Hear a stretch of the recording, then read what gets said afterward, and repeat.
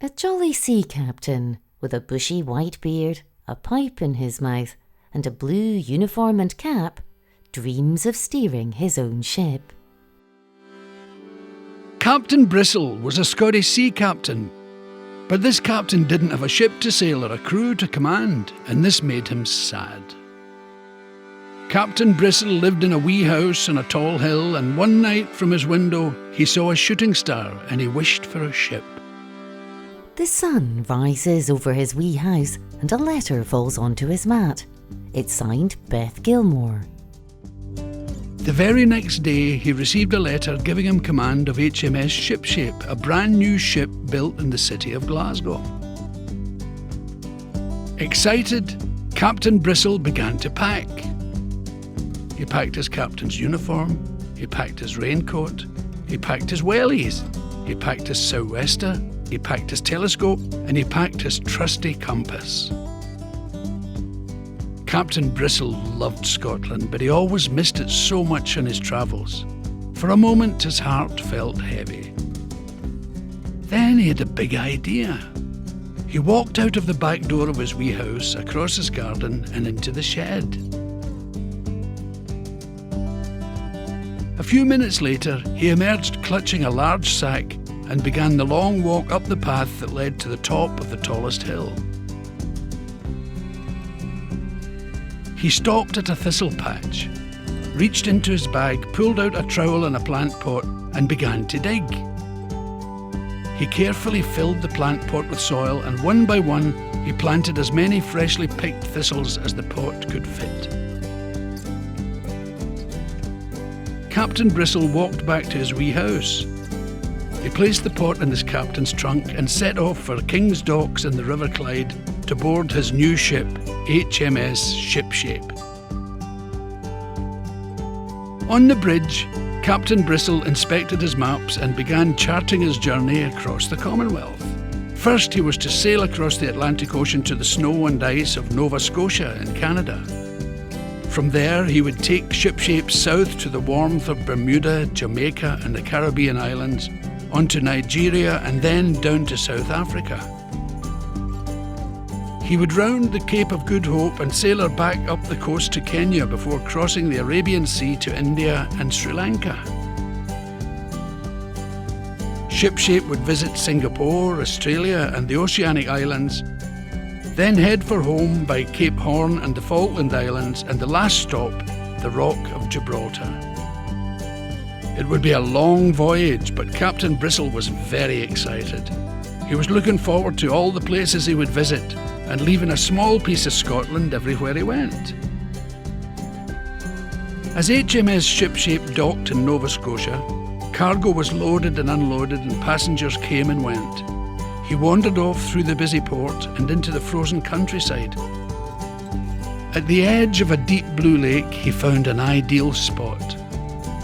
He dug a small hole in the earth and lovingly planted just one thistle from the pot of thistles he had packed so carefully back in Scotland. He gently watered it from his own drinking bottle and then stepped back to admire the breathtaking views. He watches a man swimming across the deep blue lake. Under a crescent moon, HMS Shipshape bobs across a stormy sea. And at each destination, Captain Bristle did the same thing, until every port had been visited, and it was time for HMS Shipshape to begin her return journey home to Glasgow. She sailed past England, she sailed past Wales, she sailed past the Isle of Man, and then Captain Bristle steered HMS Shipshape past the Isle of Arran into the mouth of the River Clyde. HMS Shipshape came to a gentle stop alongside King's Dock. Back at his wee house on the tall hill, Captain Bristle began to unpack. He opened his captain's trunk, and sat on top of his luggage was the pot, containing one last small thistle. Captain Bristle knew that this was a very special thistle. He smiled a big smile and said, "Hello there, wee thistle. I shall call you Clyde." He He went into his front garden and planted Clyde, pride of place, in the centre of his lawn. That night, Clyde stood alone in the front garden, and as he looked up at the starry night sky, he began to remember all of the amazing sports that he'd seen people training for in his adventures across the Commonwealth.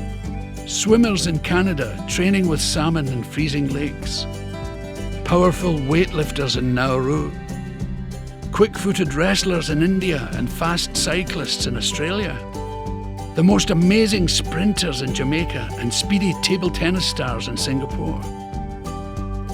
Suddenly, Clyde saw a shooting star and made a very special wish all of his own. And then something magical happened. Day after day, night after night, Clyde began to grow. He grew so much that one day Clyde summoned up all of his strength and pulled at his legs rooted firmly in the soil. He pulled and he pulled until each leg popped free. Standing on his own 2 feet, he looked down towards Glasgow. He was beaming with excitement and knew he had a very, very important job to do. The Commonwealth Games were coming to Glasgow, and Clyde had to tell everyone all about them. There was no time to waste.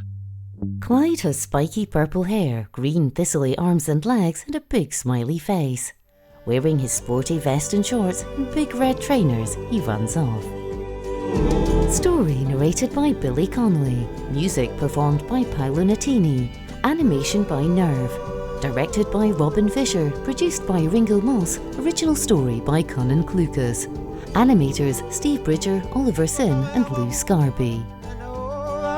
Original mascot designed by Beth Gilmore, aged 12. Special thanks to BBC Scotland, CBBC's Blue Peter, Fred Macaulay, Sharon Mayer, Charlene de Jesus. Glasgow 2014, the 20th Commonwealth Games.